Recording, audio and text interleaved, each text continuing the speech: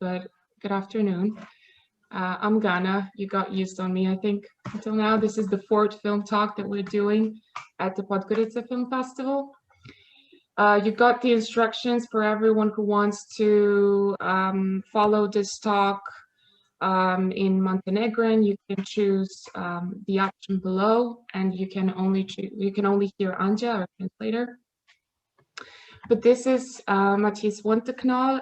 He is the newly elected director of the European Film Academy, and we're very, very honored that he took the time to be a part of the film talk session this year at the Podgorica Film Festival, and a warm welcome from our side, and thank you for joining us.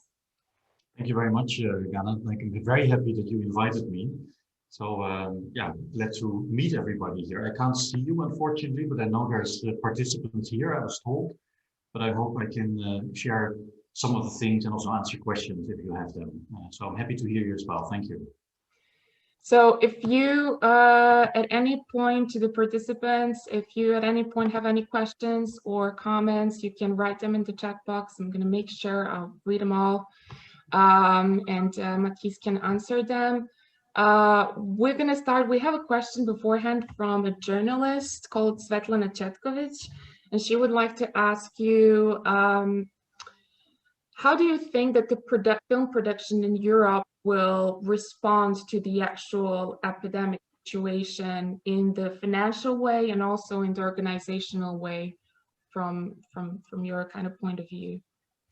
Yeah, that's a good question. I mean, it's also a difficult question because first of all, it depends obviously on, you know, the situation that production are normally in, and they vary quite a lot all over Europe. And I'm sure I'm not an expert on how the financing or the possibilities to get financing exactly are with you, but like if you talk about France, if you talk about Germany, if you talk about some of the Eastern European countries like Romania or Poland, there's so much differences that the answer will be quite different in every country. In general, though, it's clear that we've seen, I think in the past months, in which most of the productions were affected and could not take place or could only take place under very strict regulations, hygiene and safety regulations, that obviously the speed of productions has slowed down a lot, which I think we will see the effect of even more in 2021. It will affect the lineups of film festivals. It will affect the confirmations of films to be ready for film festivals. It will affect the number of films being ready for film markets, the number of films to be available for buyers that also buy for, you know, like theatrical releases, or even buyers of platforms will see the effect because there will be less productions actually being ready. 2020, I think we could sort of live with what was already in production and needed to be finished in post-production. But in 2021, we'll see that many productions that were planned for 21 to be released will not be there. Or in some cases will not be there even in 2022 because they might have been cancelled. So yes, I think 21 will be a very, let's call it an interesting year, but also a very challenging year because the effects will be visible in many ways. And for producers, that basically means that they will have to make choices, sometimes very hard and difficult choices, because it will also be about, you know, it will be quite an existential question that they will have to ask themselves, like how can we make sure that the company that they are running will continue to exist with maybe no financing in place for some of the production that we're planning. Which choices, which priorities will people have to make? I call it an interesting year, which is of course a bit of an understatement, because interesting can also mean that hard choices will have to be made. And in some cases, it will also mean that people will have to take a way to survive. So they will start focusing on different ways of financing or working with different partners. And that obviously will also lead to different choices to be made, because if we talk, for example, about the platforms, you know, like working with Netflix, yes or no, if the existence of your company will depend on it, sometimes decisions are made in a different way. If that's good, that's a different question. But I think 21 should be a year in which we also try to help each other in finding the right answers and in supporting each other when it comes to knowledge about what it means to actually start working with platforms, or what it means to start working with different financiers. Yeah, and exactly as you mentioned, people who have companies and who are working in this business side, because film is not just creative, it's half, it's also business. So it's gonna be suffering quite a lot in this next period. And as you mentioned, Netflix, we had in these days when we talked with our guests, a lot of questions about Netflix, Amazon, yes, no, streaming platforms, and what's gonna happen with all the traditional kind of waste distribution, such as theater releases, which are for the audiences, I think, the most kind of organic way of experiencing film. Do you think that in Europe, particularly, is it going to be an end of an era? Are we going to witness that the traditional way of distribution is going to end? I think that we are already witnessing that even before the pandemic actually started, that an era is ending. Eras are always ending, and depending on when you enter or leave an industry, you'll see that like a lot of things have changed in the meantime. But it's not a secret that already in the past decade, the era of traditional film distribution has, I wouldn't say ended, but has changed so much that 10 years ago, we would not be able to imagine the way it is today already. Mm-hmm. And because we survived that, and we've all been, part of it and have been discussing about it and talking about it, I completely trust that we'll be able to, continue being a part of that. But we need to be aware that the pandemic, as it is now, is accelerating that process very, very much. For the sheer fact that, our behavior has changed because we have no choice in how our behavior can be, because we're stuck at home, we cannot go to cinemas, we cannot produce the way we used to do. And that acceleration is obviously, I would say a very challenging thing, because things speeding up make it harder to control. And I'd like to, I think an important thing, apart from the fact that new things are happening, new platforms are demanding their space, or positioning themselves within our reality, if we want it or not, they are there already for quite some years. And of course, this acceleration process is helping them to get a larger chunk, I would say, of our daily reality. And I think it's not so much like, do we allow them to do that, or do we work with them or not? It's also about, I think, within Europe, and I hope that the Academy will play an important role in that also in the next years. It's also up to us to say we don't want to just react on what others decide for us, and we should use the opportunity and this acceleration process also to say we should join forces and not let ourselves just be on the reactive side. I'd like to quote actually here something that the new Academy president, Agnieszka Holland, said last week, which was the IDFA week leading up to the European Film Awards.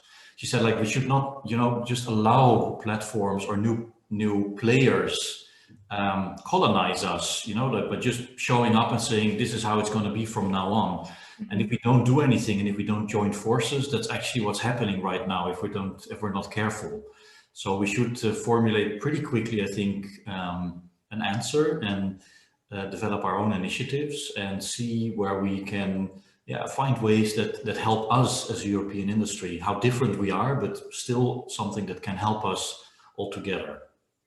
You just mentioned the European Film Awards that we all followed, and how, it was under the topic, a different kind of award ceremony this year.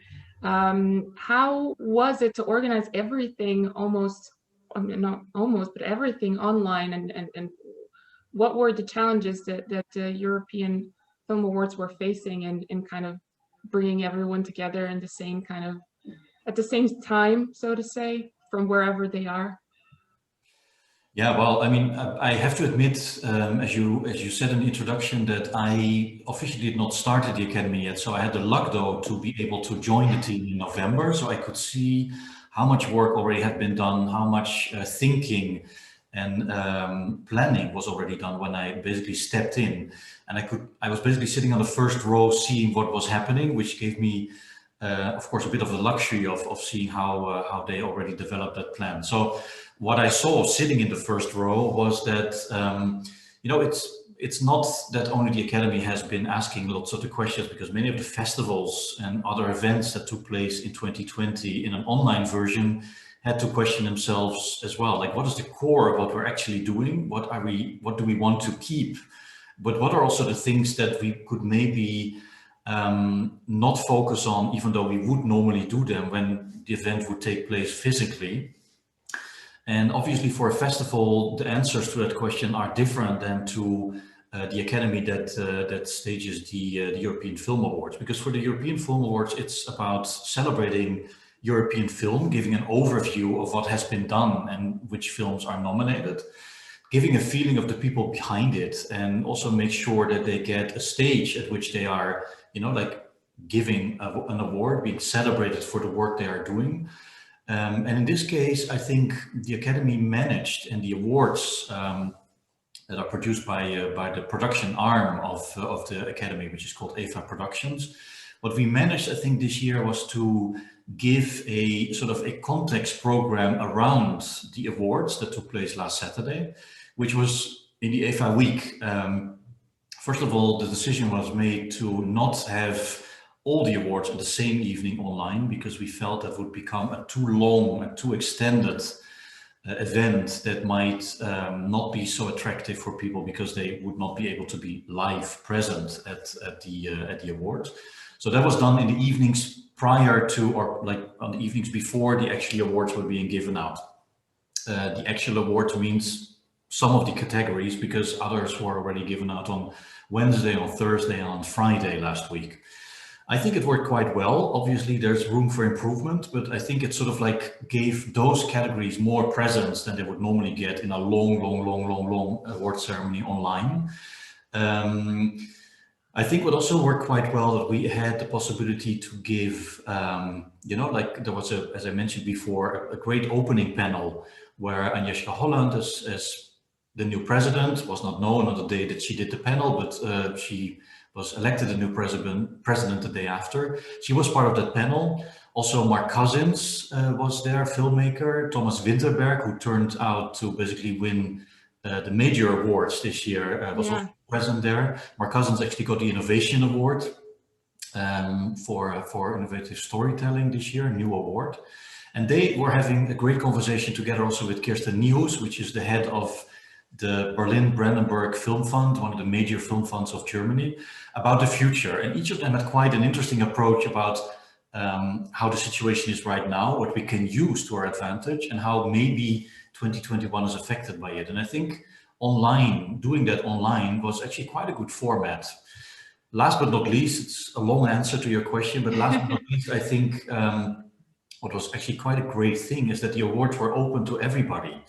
Everybody could log in online and watch the awards. Normally, this is something that's sort of reserved to the members of the European Film Academy that are invited to come to a theater where the awards take place. And this year, everybody could join in, and everybody could also see this, you know, IDFA week and get into the discussion and be inspired. And I think that was actually quite an inspiring thing for the team here as well, to see that happened and draw probably also new visitors of the awards. Can you tell us maybe a little bit, because I mean, I mentioned at the beginning and you mentioned it again, that you are in January 2021, correct me if I'm wrong, stepping into the role of the director of the European Film Academy. And so how is your leadership and the new leadership going to change the development or you know, in the European Film Academy in general? Can you tell us do you have already plans of what do you want to change, or what do you want to add, or you've seen some spots that could be more improved in a different way, especially now in this kind of very online present technological time? Mm-hmm. Yeah, well, I must admit, and I can start with that I'm a very lucky guy, because I'm coming to an academy that has, you know, such a solid base of very interesting and broad range of members all over the continent, with an infrastructure and a setup that is working quite well for quite a number of years. So I feel that I'm coming into a chair that is basically warmed up, I would almost say, but I mean, there's so many people that have been in the Academy in the past years, including Marion Deuring, who is now stepping down, including Wim Wenders, who has given over the presidency of the Academy to Agnieszka Holland. So that's a big advantage, and I'm very grateful for that. I think it also gives, because that is a situation, a chance to, like add a few things maybe to how the Academy is working that partly are coming also from the experience that I have in the work that I've done before, which, for example, would be bringing in some, technical innovations in how the Academy is communicating with its members, the way members will be able to vote in the future, maybe also ways that can make it easier for people to connect and to express themselves within the Academy framework. And that's why in 21, I'm pretty sure we'll be able to do a few next steps, so to say, when it comes to the digital presence of the European Film Academy.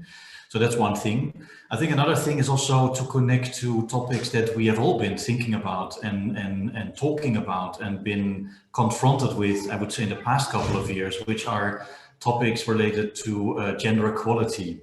The representation and the visibility and the support for women working in the film industry all over Europe. The topic of diversity, which is not only gender equality, but also including many other people working in the Academy, but also in the industry, I would say, the Academy being a part of that, that felt that in the past years or in their career, they had less chances to do so. So I'm talking about people like Black or people of color within the industry, which has been quite a thing in the past years in large parts of Europe, and so on and so on. So that's, I think, also something that naturally the Academy, being a representation of everybody working in Europe in film, should be a reflection of, and I think that's something we will also work on. And last but absolutely not least, like leading a project, leading an organization, stepping into the Academy, as I'm now doing and some others are doing in other places in Europe, it's also about seeing what's going on and reacting to what is necessary. And for that, you have to listen to the people who are actually members. So my plan is to also in 21 to have a lot of talks, to have a lot of conversations with people, to listen, to ask questions, and to hear what people are keen on having part of the Academy, and trying to make that happen also in the next coming years. And I must say, and again, thank you for that, being part of sessions like this one. Actually, this is my first session doing that in Podgorica, to answer questions or to join these kind of events, and to start meeting people and to get more familiar with the people in Europe and seeing what the Academy can do to help. So that's what I'm planning to do. We are very grateful that you're talking to us, and we are very aware that this is an exclusive, that we kind of got you first to talk to us. So thank you very much once again. You mentioned a lot of very important topics, especially inclusion and gender equality, which is something that, not just the film industry, but every industry has to work on intensively to kind of make the balance real and make equality a norm and not something that we're constantly striving towards. How do you see that you had a lot of experience, because you worked in the past almost decade, as I read somewhere, for the European film market at the Berlinale Film Festival. So how do you feel that you can take all the experiences that you had from that kind of job into this new position, and whether you see that there are kind of some transferable things that you can use from those years of experience and working with filmmakers one-on-one?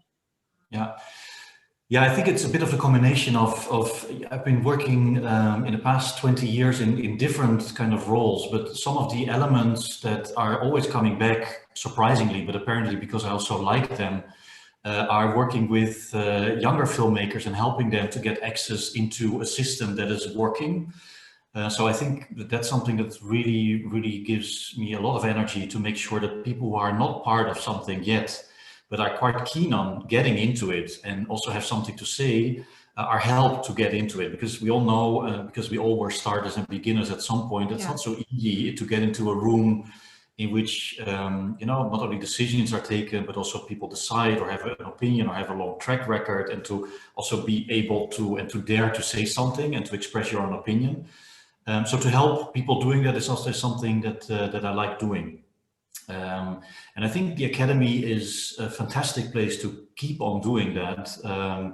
Not only from a market or business perspective, which I was doing in the past actually 6 years, not only from a perspective of emerging filmmakers, the beginners, which I did before the Berlinale and the Berlinale Talents program, or as a producer. I worked as a producer before as well in Amsterdam.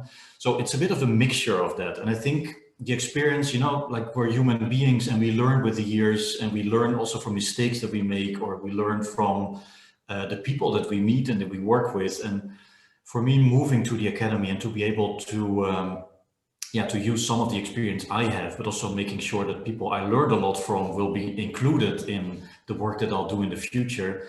Hopefully we'll make the Academy a place in which people feel at home, in which people feel that, yes, you know, like outstanding achievements are very important for the Academy, because it's a group of people that has a long and impressive track record, normally, that are the members.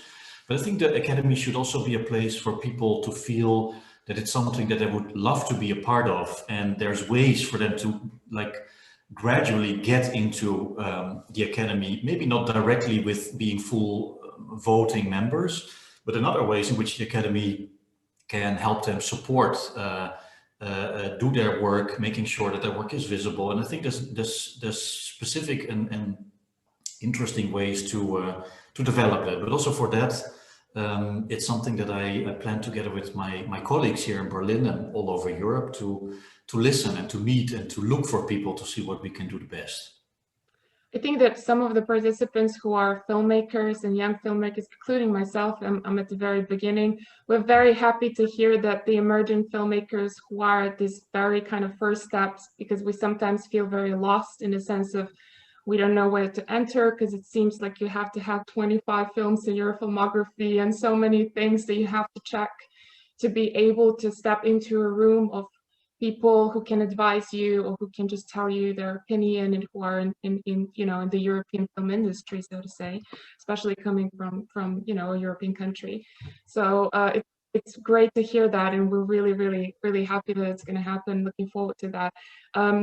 I would just like to say to the participants, if you do have any questions, please don't be shy. You can write them and write all the comments in the chat box. The Podgorica Film Festival has quite well, since we're kind of existing, this is the 5th edition, quite a good connection with the European Film Academy, and we have the European Youth Awards happening every year, and it's been, from our side, one of the like best events in the year that we really enjoy, because working with children is incredible, and having this opportunity to collaborate is great. How do you think that the European Film Academy in the future will communicate with all the festivals? Because for example, we're quite a small festival, and do you think it's really important to keep the small ones and the big ones always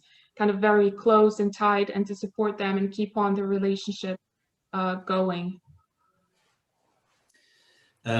Yes, I think, you know, like, first of all, it's great that in many cities, small or larger ones, there's a lot of film festivals, and there's a lot of initiatives. I think they've only grown in the past couple of years. So, I mean, that infrastructure is, of course, it's a very rich situation that that's actually the case. We all know that, of course, many of these festivals will also be challenged, not only because they have to go online like you're doing yourself, but also because, you know, like with festivals not taking place, with financing not being 100% sure, I think many people organizing festivals at the moment, realizing that it's not 100% sure things will continue the way they used to be. Mm-hmm. On the other hand, I think everybody, I mean, me at least included, and I know many people who are saying the same, we're all very, very, very keen to meet again and to be able to see films in the cinema. Like, I'm so missing to see films in the cinema after watching everything on my screen at home or in the office, where I'm sometimes working as well. So I think, you know, festivals are places, apart from presenting films, there are places where the big, unique thing about festivals is that you gather a lot of people at the same time in a limited amount of time in a festive atmosphere, together to enjoy, watch, celebrate, discuss, discover films. And that is something that you cannot really replace online, even though you try to do it. And I think in many ways it's wonderful what's being done online, but we all feel the human need of being able to be in a crowd and hear that other people that we might not know react on a film, listen to questions that other people express, realize that we're in a room with many people of very different backgrounds, nationalities maybe, ideas about the world, but still watching the same films and still being inspired, hopefully, by those films. And I think in that sense, you know, the necessity for festivals, I'm not doubting about that at all. I think the European Film Academy, of course, working together with quite a lot of these festivals, partly because, you know, like the winners at some of the festivals are automatically nominated for specific awards that are given in December every year, the European Film Awards, but also because we work locally with festivals together to do screenings, for example, as you said, for the Young Audience Award and so on. So there's various ways of working together, and I think we should absolutely, first of all, keep on doing that. And secondly, also because we know, as you said, we're living in a world that is changing, and maybe some of the formats of the festival will change as well in the long run, not only this year or next year, that there might be new ways of working together.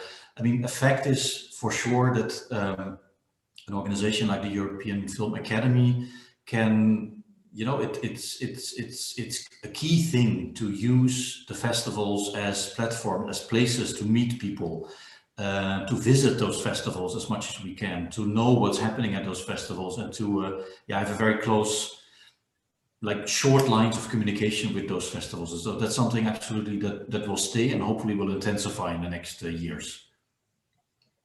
We have a question from one of our participants. So Jelena Baskovic is asking, do you think that the online version of the film festival is a better choice than the live version because it might reach a bigger audience? I think it's a good question, but I think, like, I partly answered that before, but I can say something extra to it. You know, opening up and making sure that people who have not the opportunity to travel to a festival, which is a lot of people, first of all, because they're not used to traveling to a festival. So, like, why would they do it? They don't know how to do it. Otherwise, because we cannot travel there, or sometimes we can't afford to travel to festivals. Opening it up and making sure that people can see films or attend panels or interviews or anything like the ones you are organizing, I think that's a great thing. And I think everybody realizes that that is also offering opportunities to have sometimes guests present at a festival that normally would not be able to come because, you know, there's conflicting schedules or they're in production or anything. So that's I think a great thing to add. At the same time, we all feel that only online festivals don't replace the physical event because they're just a dimension less than we are used to, you know, like we can hear each other, we can see each other, but it's a very flat way of doing that. So it helps, it forces us also to rethink what we're actually doing, which is what I said before, showing films and bringing people together to enjoy that. So online adds a dimension, but it cannot replace the real physical event. And something that we were within the Podgorica Film Festival also discussing as a team, okay, we have to do this online this year. And, you know, it was an entire thing, you know, like designing the platform and organizing everything.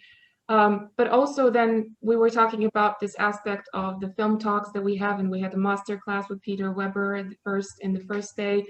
And we were actually noticing that in that aspect, the accessibility to get to our guests, or that our guests find time to join, was like probably much larger than it would be organizing it live, which made a great deal for us. But, you know, as you said, like live is a completely organic and different experience that really does connect people on a, I think, more deep level. We have another question. It's in Montenegrin, so I'm just translating. Is there going to be any help for festivals that are taking place in this global pandemic time? And if you can tell us, is our country going to be is our country going to be is going to have the possibility to apply on such support or program? That's a question from Montenegro, right? Yes.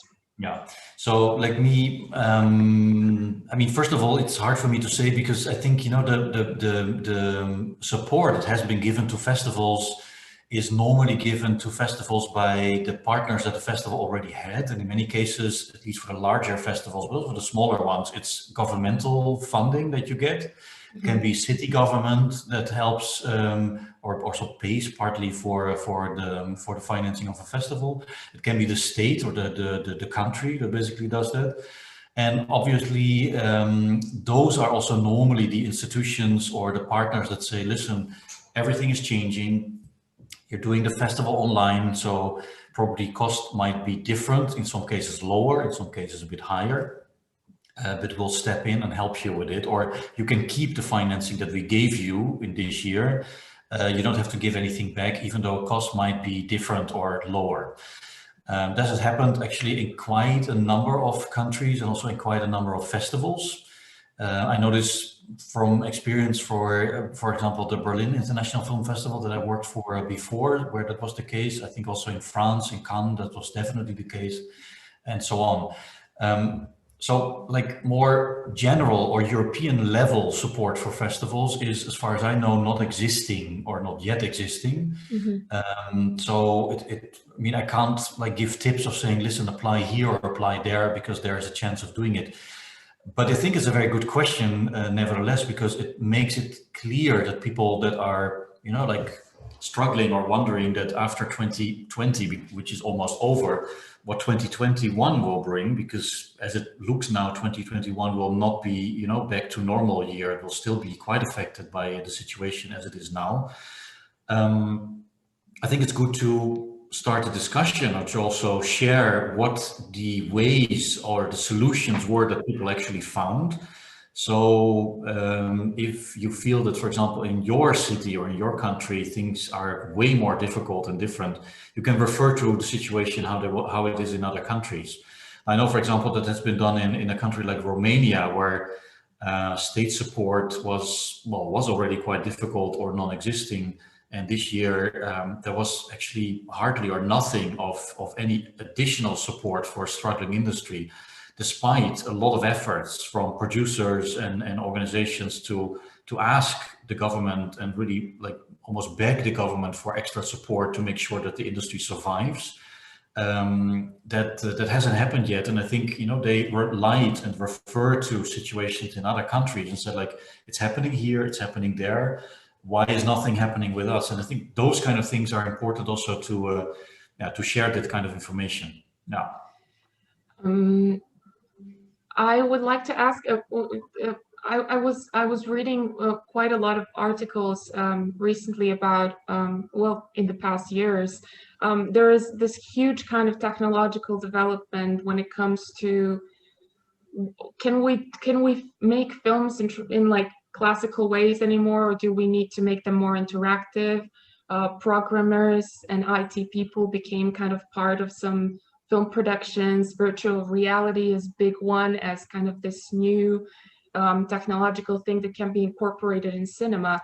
Do you think that the European Film Academy will encourage the involvement of these new technologies in film? And what do you personally think about virtual reality in film, interactive film, yeah, in general. Mm-hmm. Very good question. I think a very relevant question that we all have to answer in the next couple of years, including myself. But obviously, I mean, even though I have an answer or have an experience in how or tried out a couple of things, it will not only be me to give an answer to that, because the Academy is formed of, well, at the moment, 3,800 members. And I think for those decisions to take or to expand, for example, also a focus of an academy, we need to listen to the members and also see what they're actually doing and what they're interested in having as an expansion. So that, as I said, I mean, it's something that's going to be a big task in the next couple of months and years to do. My experience from the past year is that was in a different position than being a director of the European Film Academy, was from a market perspective or from an industry perspective, trying to make sure that people could do a business. And what I've seen in the past years is that people who produce films, people that are financing films, or let's call it cinema, people that are, you know, like have a background, a very strong background and a long track record in cinema, have been slowly, I would say, diversifying themselves and their companies, which means that they basically translated their concept or their track record and their long experience in cinema into creating different formats that could be called quite cinematic or very cinematic as well. I'm talking, for example, about drama series. I'm also talking about big names in the cinema world that started working in virtual reality. And they were more or less successful with it. In some cases, very successful with it. And in some cases, it was a great start, but we all felt something was still missing. So, but again, this was an approach from the market side. And the market side is a different side, because there it also works about like, where can you make a living with? How do you sell films? For the Academy, there's a different approach, I would say. The Academy is there to support members that are seeing how they can tell stories, how they can produce stories, how they can write stories, how they can contribute to great storytelling in whatever discipline they work. The Academy is there to support them being able to do that, to support the community they form a part of that can also help each other. And if we see at the Academy that within that community of members, you know, things are shifting, people are starting to use and apply different formats and become successful in doing that, I think it's also time for an academy to ask itself, should we maybe not only say, listen, you're a member, but we only are going to value this part of your work and the other part is not part of it? I mean, I think that's a question to ask in the next years. But again, it's not my task to give the answer to it. That's something that we should discuss, and it's going to be a discussion, I'm quite sure, as it has been a discussion in many other festivals in the past years already. We have a couple of questions coming in from another platform. So there is a question: what is the future of art film without art house cinemas once they're like closing now in pandemic time? If you can maybe share your opinion on that, because I don't know if the Academy is kind of stepping into that aspect of how we can make the cinemas still, you know, not make them close down. And the second question is about the Young Audience Film Award, and how actually useful it was for Montenegro and for Montenegrin kids and teenagers to participate. Is the Academy planning for the next period of time to maybe include a segment of film education that could be accessible to other European countries that will be from the European Film Academy platform? Okay, so that's two very big questions. Let me start with the first one, and I hope I still remember the second one, otherwise I'll ask you again. Don't worry, yeah. So the first one is of course a very complicated, difficult question that, to be very honest, I don't have the answer to. Like, what is the future of art film? I wish I could tell everybody, because then people could say, yeah, I agree or I don't agree. But I have a feeling that, you know, like let's put it like this. First of all, we should not mix the fact that if the way or the places and the locations where we could see, I would call it art house film, like if you allow me to do that, because art film is a very broad way of describing, I think, a very different and broad range of films that everybody would define in a different way. But let's say art house, independent, non-mainstream films, including also maybe experimental films that even don't go to a cinema because they're not having and not made for theatrical release. But I would still like to include them. Let's say the films that we don't get automatically because they're part of a huge distribution system. What happens to them if cinemas close, or if not so many cinemas are able to screen them anymore because there's just less cinemas that are able to survive, which might be a reality in the next years to come, sadly. Obviously it will force, I mean, there will be less spaces in cinemas to show these art house films. That means that if the same amount of films would be still made, let's see if that will happen. There need to be different places to show those films, and that's absolutely a question, I think, also to, as I said in the beginning, to answer within the European context, like how can we create those places for them to show? Is that online? Is that in different formats? Is that in collaboration with film festivals and so on? So that's one thing that's, I think, will define obviously the future of art film, of art house film. One thing I think we should all be prepared for, that if the situation is changing and if films, and many art house films, as I said, were not even showing up in theaters because we're just simply not programmed there because there's no space for it. I think in that sense, it will be a very tough and difficult question to see that there is not as much space anymore as there used to be. And if new spaces are not being found or realized very soon, let's say in the next couple of years, then it will have quite an effect, I think, on the visibility of those art house films. And it's obviously something we need to try to avoid. But if we can't avoid it, we should also see what it actually means on the level of what it means for specific filmmakers, what it means for, I don't know, funding of specific films in the next years to come. Again, I think the Academy is not the place to find a solution for it, but we, I think, should be also the platform and the space for people to feel they can express their worries. They can find a place to discuss this. They can mobilize maybe other members, or like find a group of people that can say, listen, let's fight for something. Let's speak with one voice. Let's try to formulate demands or wishes from our side, because together we will always having a stronger voice than just a little group of people in one country in Europe. So now we're coming to the point of the second question, which I do remember actually, but I hope I answer it correctly. The Young Audience Award is, you know, it's a project that has been growing in the past years and has really become a very visible, very, very lively project that actually in 2020, I think around 70 cities were about to participate to screen films for children's juries. That's of course an amazing thing. That's also something that has not grown just because it was something that was not important. It was a very important thing for the Academy, and it was welcomed, I think, quite positively by many younger people participating. So that's something we want to continue. I can imagine, as with many other things right now, that the fact that we had to organize, or the Academy, I was not part of it yet, but had to organize it in 2020 as an online event. And in 2021, we'll see what happens, but I wouldn't be surprised if we would have to keep at least part of it again online. If we can learn from that and also see how we can find ways, especially with this young group that is, you know, when it comes to their digital presence, a very different peer group than many, many other people that are members of the Academy. So we can also use the advantage actually of offering programs online for that young peer group.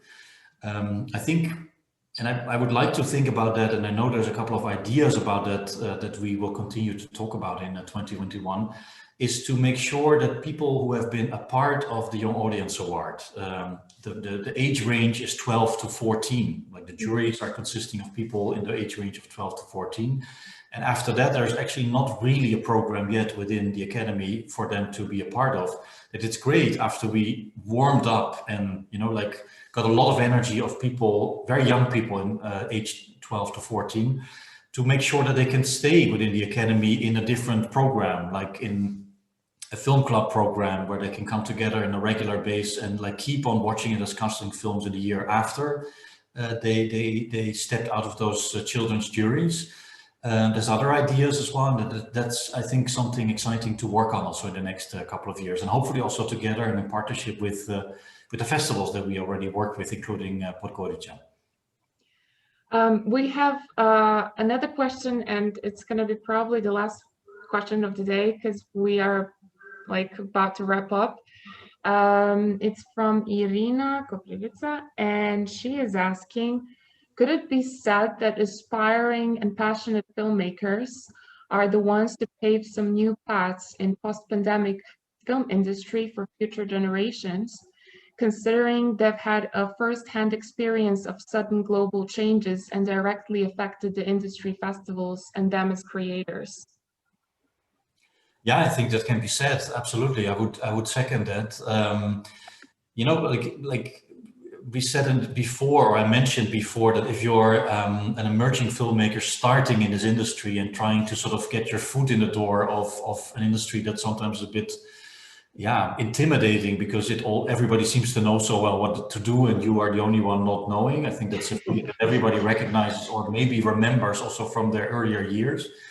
So that is one feeling we recognize. At the same time, what we also recognize that if you're not so much into a system yet, but you have the drive and the passion and the real motivation to really want to tell your stories, and you're at an age in which you are actually quite flexible and still open to do it in a different way because the other way didn't work out. And we all know if you're younger, it's easier to, change plans. And you have to, because if you don't do that, you will not be able to make a next step. So I think in that sense, being a beginner in the industry right now might be a disadvantage or feel as a disadvantage, but in many ways, it's actually a big plus, as long as you're willing to come up with ideas, try them out, not be discouraged because it didn't work the first or the second time, but keep on trying. And also share, very important, to share what you have tried out and what you think has worked with other people, because trust me, many people who are well established in the industry are at the moment looking out for people with new ideas to solve problems. So they're quite keen on joining a new idea if that's been set up by any of you that has been tried out, where you can say, listen, we tried it out 2 times and it didn't work the first 2 times, but now it does work, and look what we're doing, that are interesting for people, and people are scouting and looking for those kind of things, including the Academy and including myself. Thank you for ending on this very positive and motivational note for all of our young starters. And yeah, this sounds very hopeful, and we're really looking forward what's going to happen in 2021. And congratulations on your new role at the European Film Academy. We hope it's going to be a very successful period for you. And thank you once again for taking the time and joining us and talking at this year's edition of the festival. We're very grateful. And yeah, thank you once again. Thank you very much, Gana. Thank you for organizing it. And I hope obviously to be able to travel to Podgorica one day in the future. And it was a pleasure to answer your questions. And don't hesitate to reach out if in the future you feel the Academy can mean something to you. Thank you very much.